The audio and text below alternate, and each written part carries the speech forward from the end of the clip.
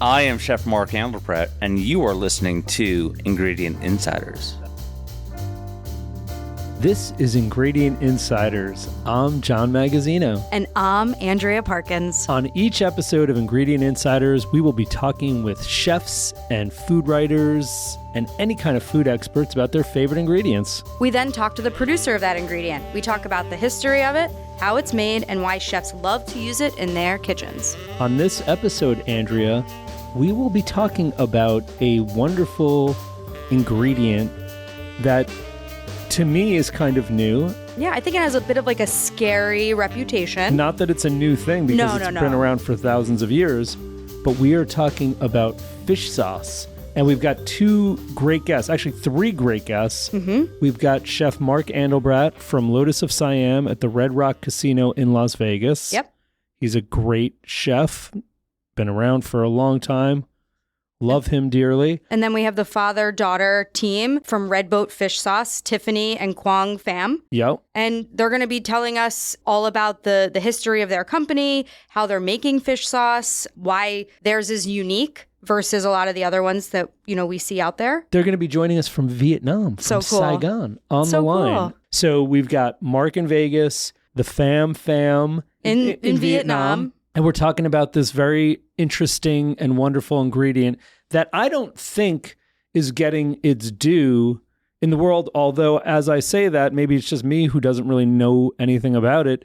That's naive and, not fully aware of it. Because if you go into a supermarket today, a fine supermarket, even a normal, I think Trader Joe's or even Whole Foods, you will see Red Boat fish sauce on the shelf. You might even see another brand of fish sauce. Yeah, I was going to say, you're going to see multiple types. And I think... Do you use this as something you have at home? Is it in your fridge? So it is not in my fridge. I want to be honest. It's in my fridge. But I do like it. I just, for me, it's not something that's in my pantry. So how do you use it, John? I'm glad you asked that question. I use it in seafood preparations, but I think we're going to learn things today. But I will use it. I had seen chefs using it, and I've kind of copycatted it. Mm-hmm. I've brushed it onto fish and seafood and then grilled it. I've done that after grilling. I've diluted it with olive oil and use it as a marinator. I've had it made a savory broth with it.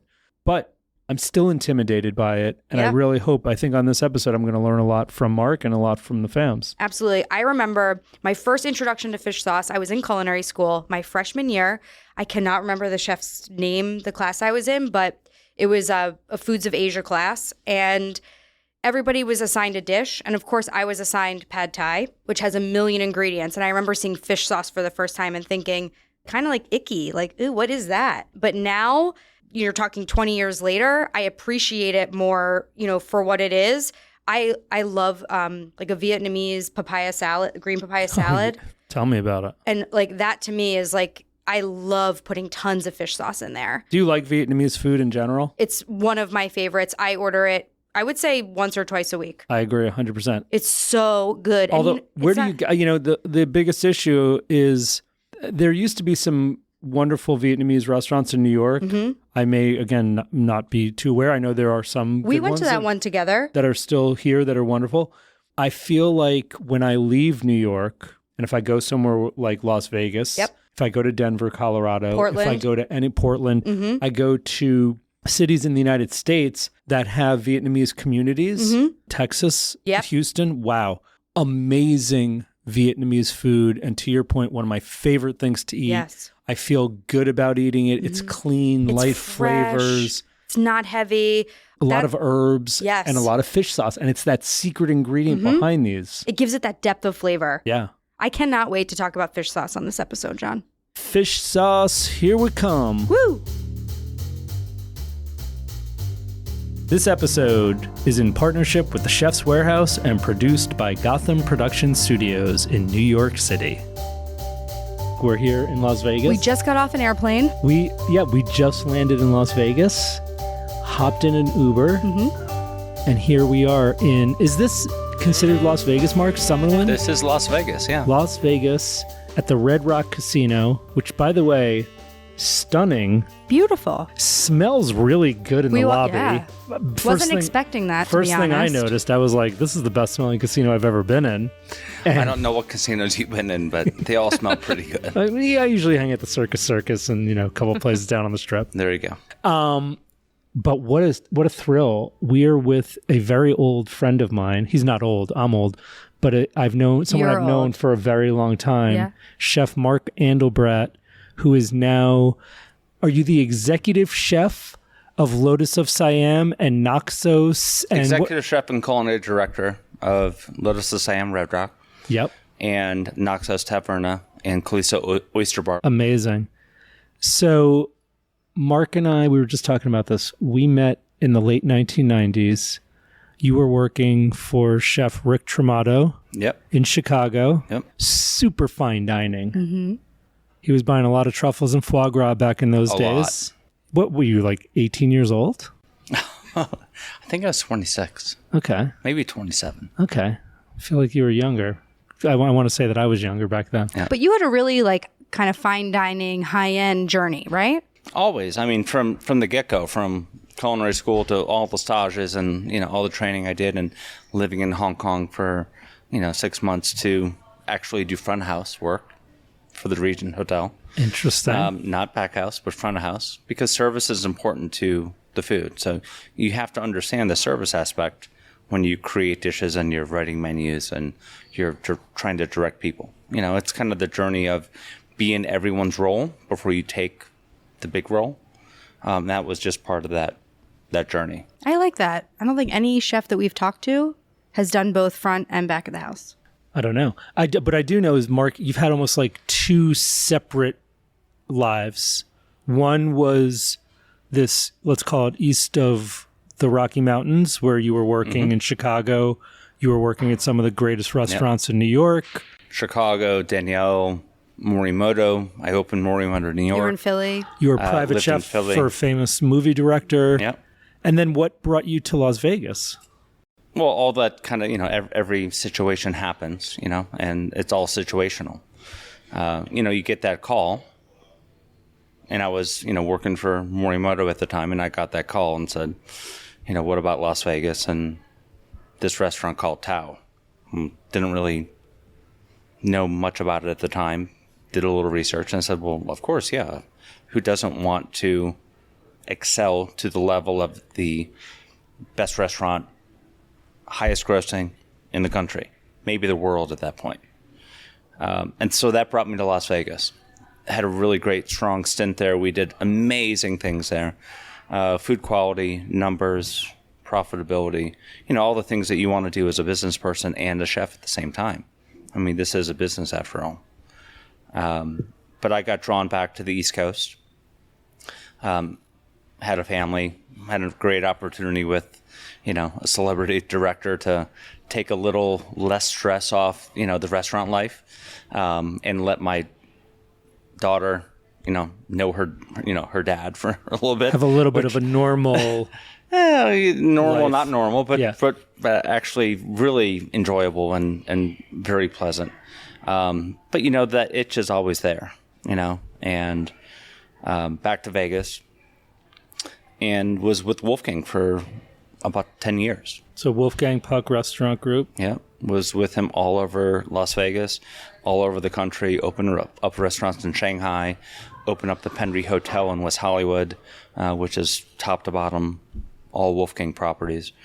And so, here we are. I think what's interesting, we've done a lot of these episodes, and I think working in Vegas is a much different experience than anywhere in the world. Can you kind of describe being a Vegas chef versus being a fine dining chef? I think there's a couple different Vegas chefs. There's the on-strip Vegas chef in certain properties, and there's the off-strip chef, and then there's a hybrid. There's those that have been on the strip that are moving off-strip, and perspectives have changed. Demographic in the overall city has changed. The city has been booming, continues to keep booming. We have sports teams. We've got the best concerts. It's truly back to the entertainment capital of the world. And that takes a lot of different personalities. It takes that personality that has worked the super high volume celebrity restaurants, big pressure, to take a step off the strip, but still have those same sensibilities, because that same client that used to be on the strip every day now wants to spend more time at home or closer to home, doesn't always want to venture to the strip for an event. They want to have the same quality meal, but they want to have it 15 miles away. So it's not just out-of-town guests that are coming to the restaurants. No, you've got a local population huge that's savvy.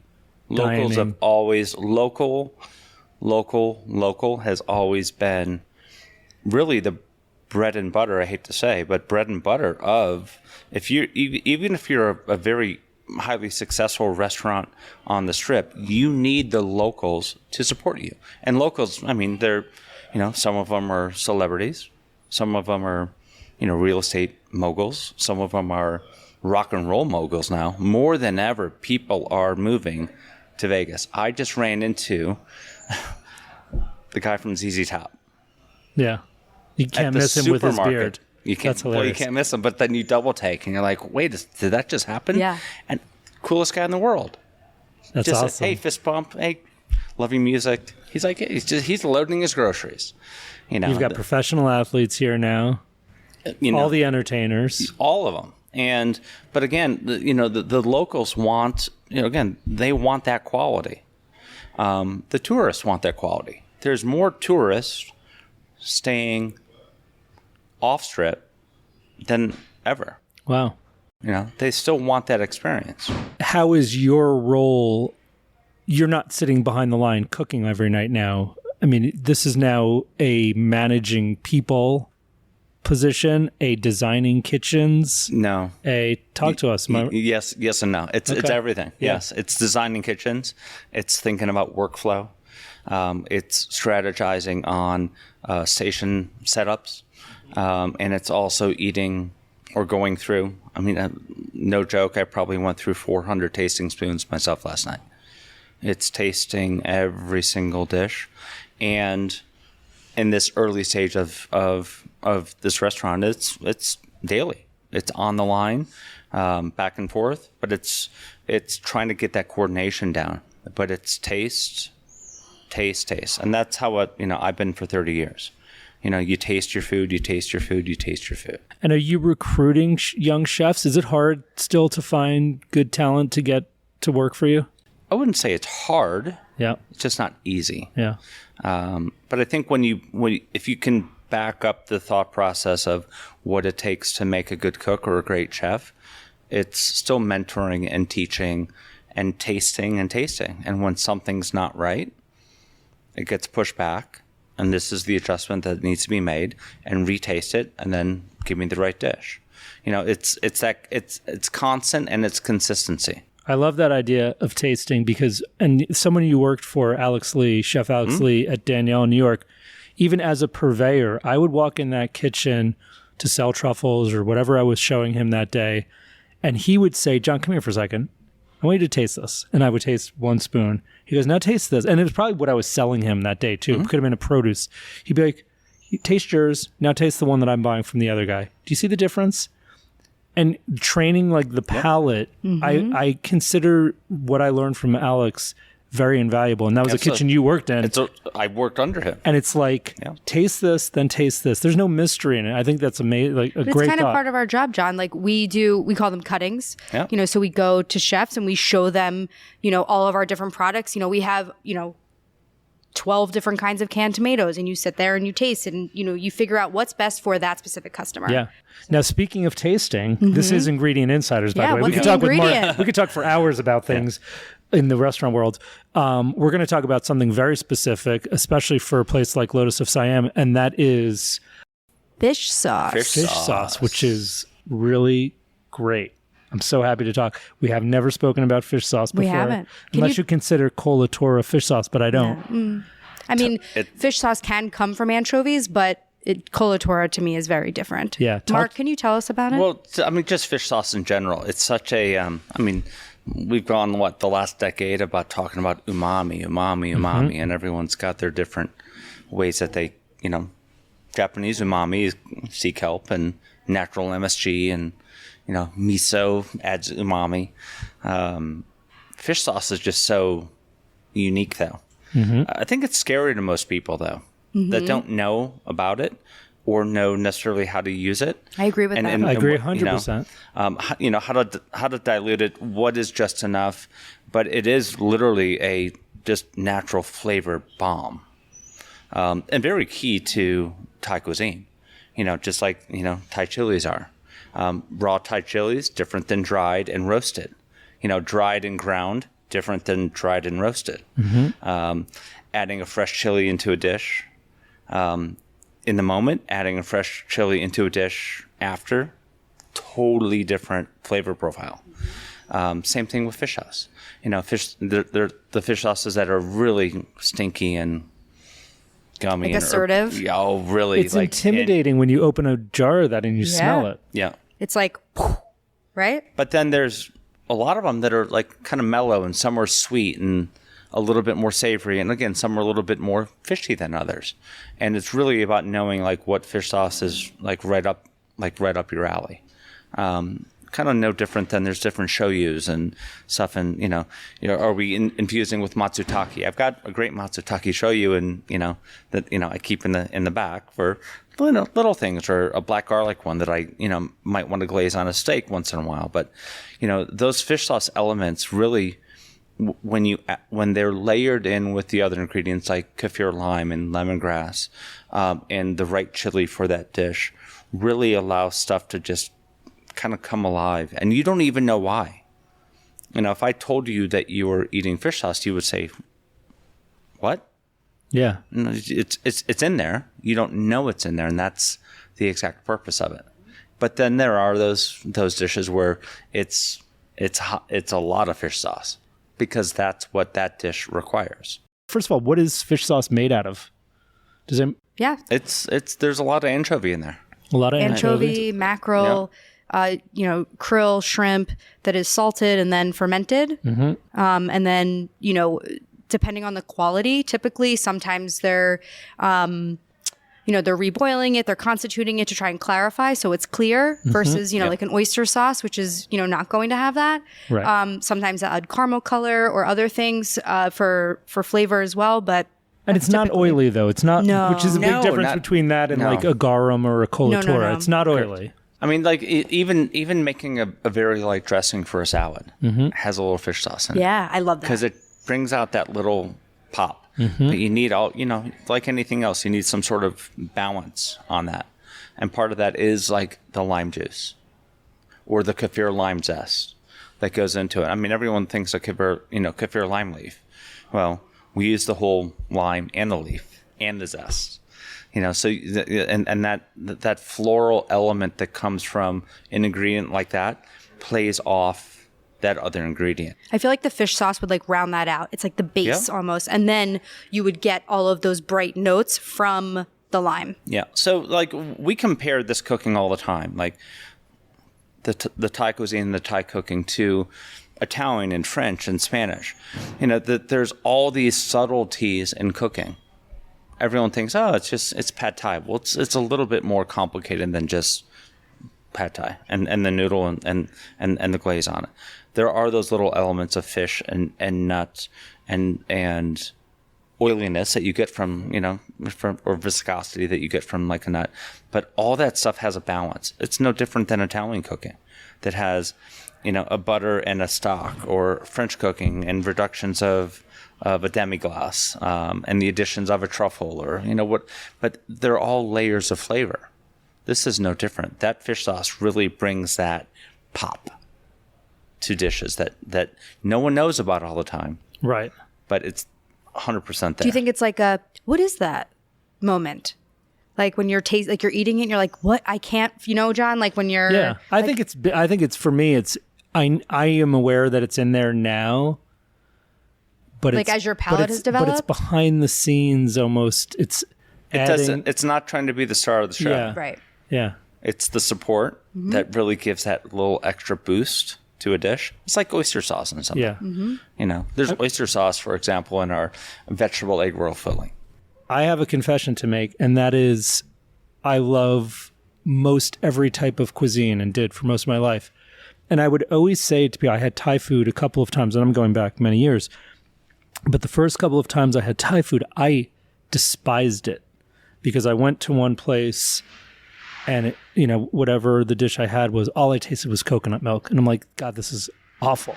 The next time I went, it was, I felt that there were so many things added in. And then one day I was taken to Sri Prapai in Queens in New York. And I had these dishes, the green curry with chicken stands out, or the papaya or mango salad. And I was like, this is incredible. And I realized it was the balance of all of these different things that were going in that made such a difference. And now I'm a Thai food addict. Like, I can't get enough of it. But if you had our Som Tam Thai without fish sauce in it, we can mimic it for someone that's vegetarian, but you're not going to get the same little pop that you get. Yeah. And again, like you said, you don't know why you're feeling what you're feeling. Right. You just know that it feels good. Right. And that's kind of the another magic. Layer of flavor there. That's that magic of the fish sauce. Yeah. I have a bottle of Red Boat fish sauce in my home, and it lasts for a long time. I love it. I had a friend who's a chef come over 2 summers ago, and he was doing some dishes, and he said, run to the supermarket and get some fish sauce because I need it he just did some grilled clams. He took clams, threw them on the grill, put them in a bowl, and then tossed fish sauce in there. I didn't watch exactly what he was doing. I was like, this is the greatest thing I've ever eaten in my home. And I didn't even cook it, of course. What should the home cook be doing with fish sauce if they go to the store and they get it? It's a great question, John. Something I do all the time, probably every weekend, just about. I smash Persian cucumbers or seedless cucumbers. I take a little bit of the seeds out, smash it, and do a little marinade with like cilantro, Thai chili, fish sauce, a little splash of soy, and a little bit of olive oil. How much fish sauce are you putting in there? Just the right amount. Yeah, it's more of like a feel, right? It's just to like toss it and let it marinate, because then that fish sauce kind of pulls some of the water out of the cucumber as well. Yeah. You can always salt the cucumber beforehand, and it's just like such a great little snack. Yeah. It's just so easy. It's kind of like using just I don't want to say seasoning salt, but it gives that extra boost. So just a marinated cucumber. Yeah, I've also done like Thai style sticky ribs at home with like nice rack of St. Louis or baby backs and let them marinate in something like a little soy, some brown sugar, fish sauce, chili, some herb. Let it marinate and then roast it, and then just use that same marinade just to glaze. It just adds that extra pop. I have another question. Because you worked in French restaurants, fine dining, American fine dining, are chefs sneaking fish sauce in those cuisines? Yeah, of course we are. We're just not telling you about it. So this is another secret We don't sauce. talk about it. We always use it, though. You do? Yeah. That's great. It's a great ingredient. And, it's like, even in like a cocktail sauce. That's a great idea. Or my shrimp cocktail. Think about like this Americana ingredient called Worcestershire sauce, right? Liam Perrins, right? Throw out a rant. By the way, you said that really nicely because I can never say that word. I practice it. Try it, John. I always say Worcestershire. Worcestershire. But that's our shorthand for it. But that's one of those ingredients on the kind of American palate that is that kind of similar flavor bomb. I love it just on a simple grilled steak. Just simple salt and pepper and a little of that, and it's fantastic. But that's one of those. That's a good comparison. Yeah. Is it anchovy? There's anchovy. Yeah. In there. It's like a fermented food. Mm-hmm. I think you're going to move on to another podcast about anchovy. Yeah. It's funny you mentioned that because this podcast was going to be called The Anchovy. But then we had some people say to us, it's a little polarizing. It's a little like some people don't like them. But then we find out that everybody loves them. Yeah. I mean, we've only had one guest who said no, that they don't like anchovies. They love them even though they don't know that they love them. Right. Well, I mean, I'm going to say this, and I know it's like super boring, but like Caesar dressing. Anchovy. Yeah. Like Iconic. my mom will say, if I make Caesar dressing, don't tell me if there's anchovies. I'm just going to eat it. Because like to her, she loves it, but she doesn't want to love it. I don't know what it is about it that she won't accept the fact that she likes it, but. You would have laughed actually on the flight out here to Las Vegas. I was watching the movie, the original Bad Bears from like 1975 or whatever year that was. And there's a scene in that where the baseball team goes out and has a pizza party. Mm-hmm. And they're talking about the pizzas that they're serving the kids. And one of the moms is like, I was going to put a lot of anchovies on here, but nobody likes anchovies. I thought of you, Andrea. But indeed we do. We do. We Turns love out them. everybody We loves just them. don't know it. We're pretty particular about our anchovies. But I think if listeners who maybe aren't professional chefs, the one thing I would really like for them to get out of this episode is that fish sauce is more approachable than you think. And like, don't be 100%. scared. It's not expensive, and it can really enhance what you're cooking. Well, it sounds to me also, not just the home chef, the professional chefs around the country, and I know we sell a lot of fish sauce at Chef's Warehouse, they all should be, if you're not using it, you never got turned on to it, if you never just had a mentor who was into it, you ought to start playing with it. You can call Mark. He'll be your fish sauce mentor. Yes. Right? Absolutely, 100%. Okay. So now let's talk about Thai cuisine, because obviously it plays large in that cuisine. Yep. What are you doing at Lotus Siam with fish sauce? Well, it's in probably 2/3 of our sauce bases. Wow. Yeah, probably 2/3. And we have our methods for how we can avoid it if someone has an allergy. There's ways that we implement that same kind of umami without having to use that product. But it's very prevalent in about 2/3 of our menu right now. Are you using different fish sauces for different dishes, or is there like one that you have found that is your base? We have our base, and I can't tell you what it is. I'm going to go take a peek, John. I feel, go. Well, I'll distract you Mark, just and keep you run in the talking. kitchen and go see what he's using. That's what's prevalent in our style, which is typically more northern Thai, where, other regions are going to use something that's a little bit more particular. Mm-hmm. I have one more question for you. Oh, good. So, do you cook at home? You mentioned kids, so I'm assuming... Right now? I mean, Not currently. While he's in the middle of opening two 500-seat restaurants. It was more of a general question, not like today, are you going to go home and cook? But, do you frequently... Do you want Mark to invite you over for dinner tonight? Is that what's going on? Well, not tonight, but I've got a couple big parties tonight. But John's taking me out to dinner tonight. It's okay. He usually takes me as, but... yeah, I do cook at home. I love cooking at home. So if I were to walk into your home, yep, invited, of course, and would you knock on the door or ring the bell or just walk in? I'll be invited, and I opened your pantry. What are the 5 things my pantry or my fridge? Either. Okay. What are the 5 things I would always find? What are your pantry, fridge staples? Gotta have them. Great salt. Okay. Really good butter. Mm-hmm. Great olive oil. Okay. Really great dried pasta, because sometimes I get home and if I just want to make like a cacio e pepe real quick, you got to have some really great pasta. Is that 4? That's 4. You need one more. And wine. Love it. He didn't even really have to think about it. Like, It just No, that's the pantry. Yeah. love And it. then everything else. Well, I would love to have cacio e pepe with you anytime.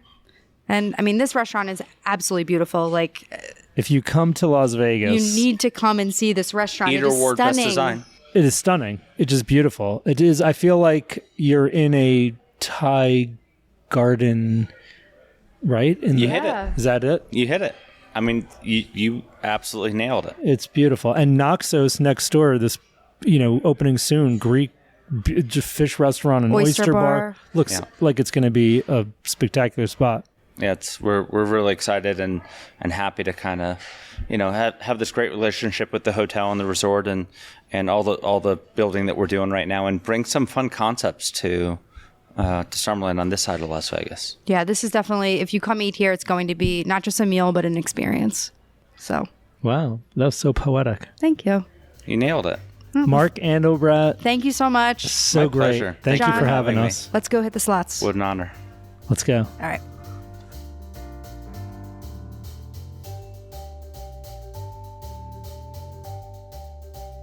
Here we are back in the studio in New York City, and we have some wonderful guests on from very far away, very, very far away. Yes, like 11 hours far away. On an airplane. Yeah. So we're really excited to be, and very lucky to be talking to Tiffany Pham and her father, Cuong Pham, who are in Saigon, Vietnam, Andrea.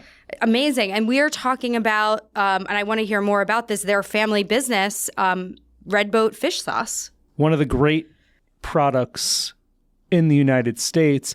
Is Red Boat fish sauce available around the world, or is it just the United States? Yes, Red Boat fish sauce is available in the States, United States, in Australia, Southeast Asia, like Hong Kong and Singapore, and in Europe as well. Like our distributors in Germany, but they're distributing all to the EU countries. Such a wonderful product, and we had the chance to talk with Chef Mark Andelbradt. He's a big fan in of Las Vegas. Red Boat. Absolutely, and he wanted to talk about fish sauce. And I think that fish sauce is an incredible product, but I don't think it's as well known in the United States as it definitely should be. Talk to us about fish sauce. What is fish sauce? Fish sauce, I like to describe it as, in its simplest form, it's the liquid that you get from fermenting anchovies and sea salt. Really, you could say that fish sauce can be made from any type of fish, but for Red Boat specifically, we focus on anchovies off the coast of Phuoc Island. But once again, let's talk in a broader subject. Fish sauce is just a pantry staple for Southeast Asian food like Vietnamese, Thai, Filipino. And I think a lot of people too, they're not quite sure how to use fish sauce. And I always tell them, in Southeast Asia, people use fish sauce basically as a salt. It's usually used for seasoning. Anytime you need to salt your food, you use fish sauce instead. So kind of a universal seasoning. And what's the history of your company? So obviously you and your father are the owners and partners, and it's a family business. How did the company start, and when did it start? Yeah, what year? Okay, I started back in 2006, right? So basically, I grew up with good fish sauce. Fish sauce came out from Phuoc Island, and my mom's cousin had a factory there, and that's how we got the supply from him. So I grew up with it. My mom is a great cook, and she basically just to cook food for us. So when I left the country back in 1979, I emigrated to United States, and that's something that was missing in a lot of the cooking because it's not the same. The fish sauce back then is not the same like something that we used to, when we were growing up with. So I was working in tech industry, so I travel around the world quite a bit. So I went back to Southeast Asia when I was with Apple, and then I traveled to Vietnam, and friends asked us to go to Phuoc Island, and then I went there. Didn't know much about fish sauce until we visited one of the barrel houses where they produce fish sauce, and I took a couple samples, sneaked it to my luggage, gave it to my mom, and she literally cried because this is something that we haven't had for so long, and we just discovered that. And that's how we basically started the company back then, because good fish sauce, the way it's made in the traditional method, is not available pretty much anywhere because it's rare. In order to do with that type of quality of fish sauce, it's require a lot of discipline, paying attention to the detail, and then also with the distribution logistics, it's very hard for the producer getting it outside of Vietnam. So I was fortunate enough that I can see from the both worlds, and I just keep asking myself. I say, this fish sauce is so good. I'm not sure why isn't it made available outside of Vietnam. It turned out it would be because it's so good, it's so rare. When people get a hold of it, they blend it to make more of the volume, so that can be served to more consumers. And that's when I realized, like, okay, if we want to keep it in pure form, the only way we can do it, we have to start it and then do it from beginning to end. And that's how we discover the product, and that's how we started the company back then. One thing I'm thinking about, you said that it's fermented anchovies with salt. How long is the fermentation process? Paying attention to the details, what does that process look like in, making the fish sauce? Okay.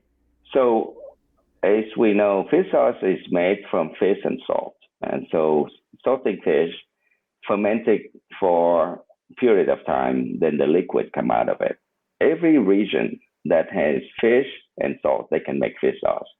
Fuquoc is a special place. The way they make it and the way the climate's there. So three main factors that make Fuquoc fish sauce unique is the raw material, which any product, wine or anything, it had to be started with good raw material, which is the fish. The fish, the anchovies that is found in the Gulf of Thailand that cover Fuquoc, Cambodia, and Thailand, those are the fish to start with. In Fuquoc, people who catch the anchovies, this process, we're talking about the process. So when they catch anchovies, they salt it immediately on the boat. And that makes a huge difference versus other people. They bring the fish into salt, they load it into the barrel, the vat, and then they salt it at the barrel house. That is the difference between Fuquoc versus other places. Thai, they ice it. Fuquoc, we salt it. And that's when we salt the fish, it does two things. It preserves the fish from being rotten. And then by the time it brings the fish into the barrel house, we leave the fish into the vat, the wooden vats, for 12 months.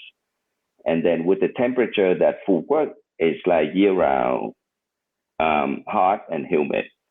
And the way the barrel house is built, back there, this is like centuries old process that people following. And basically that's how the fish sauce after 12 months is come out the way a redboat is made. So let me talk a little bit more. The three factor, again, the raw material, which is the fish, and then the salt on the process with salting the fish on the boat, and then the fermentation environment, which is the wooden barrel, the wooden vat, and then the time of the fermentation, and then the temperature of the island. Those three things combined that give us, Fuquoc fish sauce what it is. Really special. That's pretty cool. Talk to us a little bit about the fish sauce in the United States.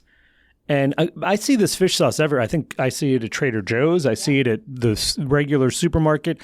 Obviously, at Chef's Warehouse, where Andrea and I work, we do a very nice business selling the product to restaurants and hotels and caterers and country clubs and retail stores.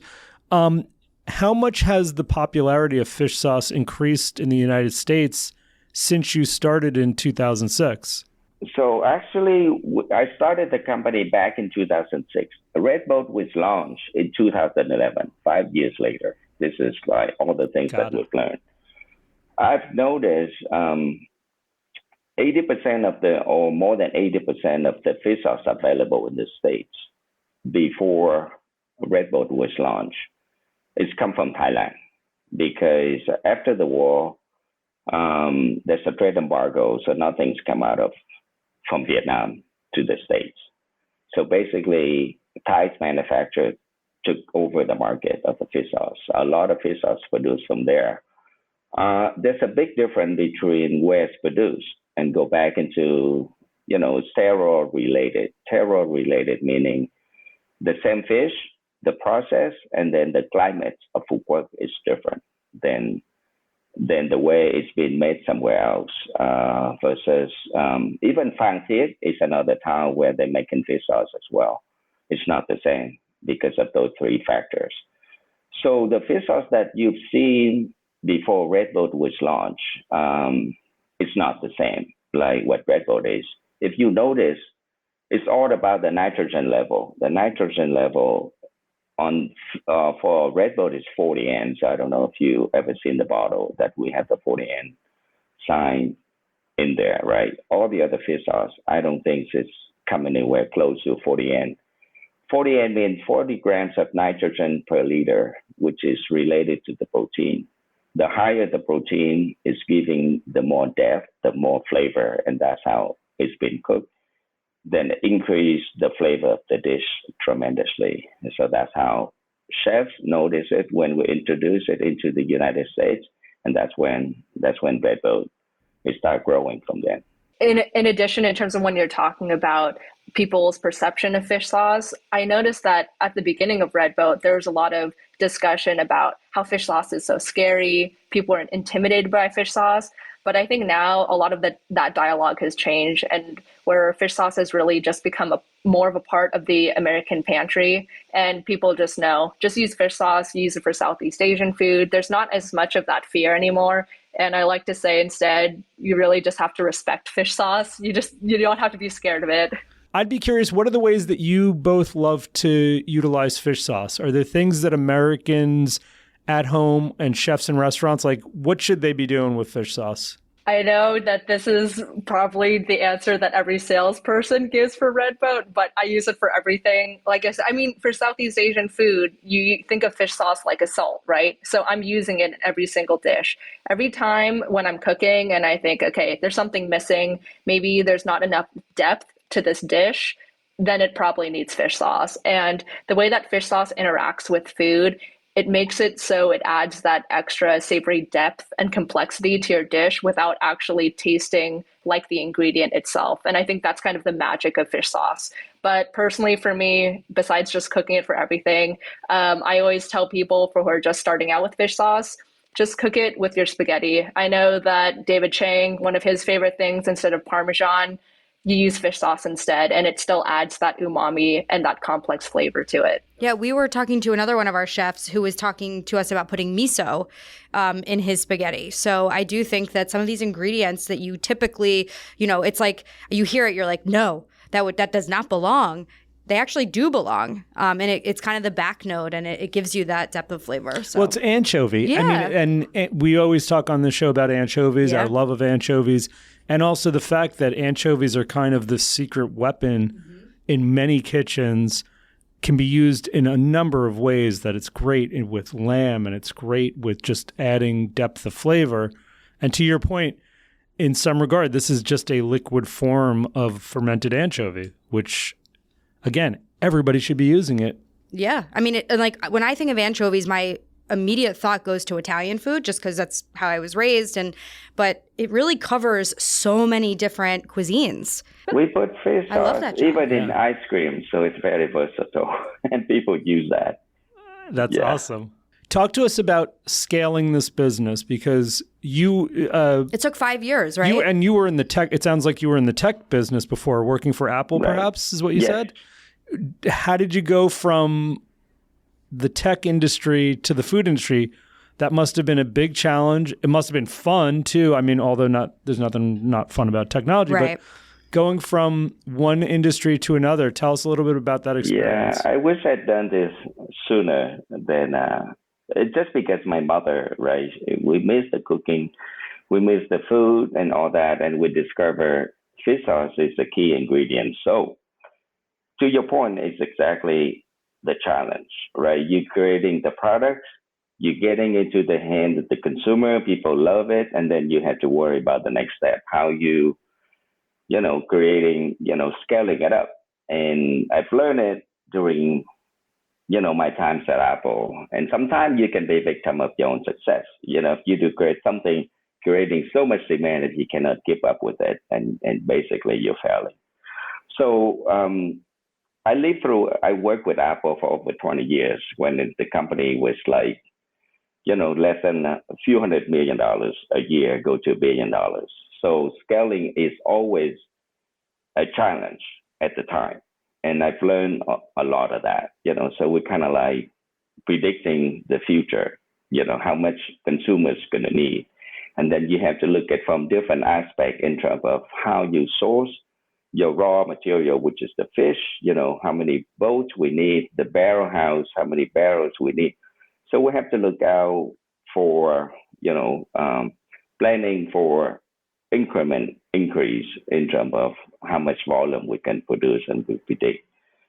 So when I first started it, when people tested it and they say, "Are you sure you can do this?